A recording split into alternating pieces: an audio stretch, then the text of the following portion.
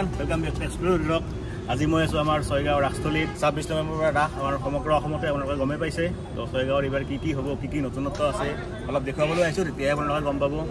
ইয়াত দেখিছে মৃন্ময় মূৰ্তিৰ এতিয়াও মৃন্ময় শিল্পীসকলে হাতৰ পৰশ দি আছে তো বেছি দিন নাই আৰু পৰহিৰ পৰা ষ্টাৰ্টেই হ'ব আকৌ ছয়গাঁও ৰাসত এটা নতুন এইবাৰ এটা এট্ৰাকশ্যন আছে সেইটো মই ভিডিঅ'ৰ শেষত কৈ আছোঁ আৰু নেক্সট ভিডিঅ'ত মই সেইটো দেখুৱাম তো সেইটো এটা বহুতেই এটা আকৰ্ষণীয় বস্তু আমাৰ সকলোৰে গৌৰৱ সকলো ইণ্ডিয়াৰ গৌৰৱ আমাৰ সেইটো পিছত দেখাম তো এতিয়া ছয়গাঁৱত কি হৈ আছে তো আপোনালোকক এখন চাই থাকক অলপ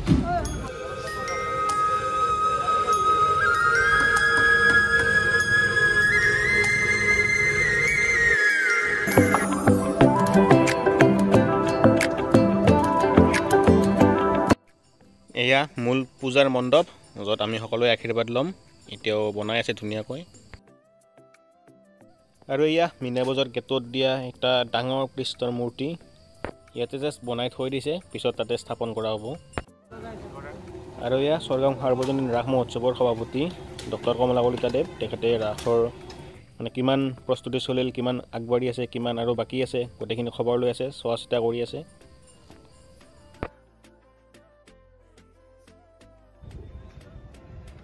মাজত মাত্ৰ এটা দিন সেয়েহে সকলোৱে নিজৰ ভাগৰ কামবোৰ কৰি আছে সুচাৰুৰূপে হ'ব লাগে আৰু আমি সকলোৱে ৰাস উপভোগ কৰিব লাগে এয়া আকৌ এজন কৰ্মী যিমান পাৰে ধুনীয়াকৈ আৰু খৰকৈ কামবিলাক কৰি আছে যাতে সোনকালে টাইমত হৈ যায়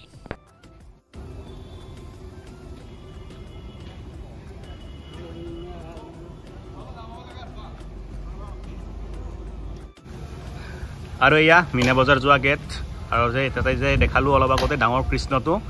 ইয়াতে স্থাপন কৰা হ'ব ধুনীয়া দেখা হ'ব একদম যেতিয়া ছেটআপটো গোটেইখিনি কমপ্লিট হ'ব এয়াই হ'ল আমাৰ ৰাসৰ প্ৰস্তুতি যেতিয়া গোটেইখিনি সম্পূৰ্ণ হয় তেতিয়া আৰু ভিডিঅ' বনাম আৰু আপোনালোকে চাব কেনেকুৱা লাগিব আৰু এয়া মূৰ্তি বনোৱা হোৱাৰ পিছত একদম শেষৰ যিটো ৰূপ ইয়াতে দিয়া হয় কাপোৰ কানি আ অলংকাৰ ইয়াতে পৰিধান কৰোৱা হয় এয়া কোচবিহাৰৰ পৰা এয়া কৰ্মীসকল আহিছে আৰু তেখেতসকলে কামবোৰ কৰি আছে এয়া চাওক ইমান ধুনীয়া এটা দৃশ্য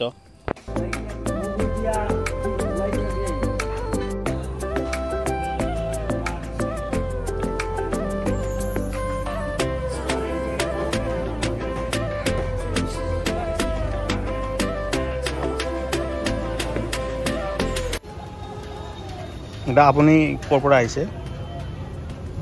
মোৰ ঘৰ কোচবিহাৰ ক'ত কোচবিহাৰৰ পৰা আহিছে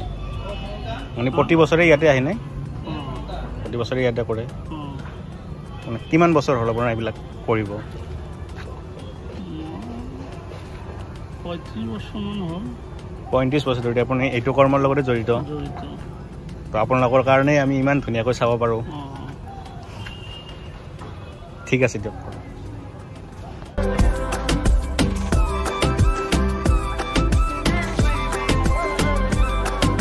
এয়া এই মৃন্ময় মূৰ্তিসকলক কাপোৰ পিন্ধোৱা হৈ গ'ল আৰু এইফালে বাকী আছে এয়া কাম কৰি আছে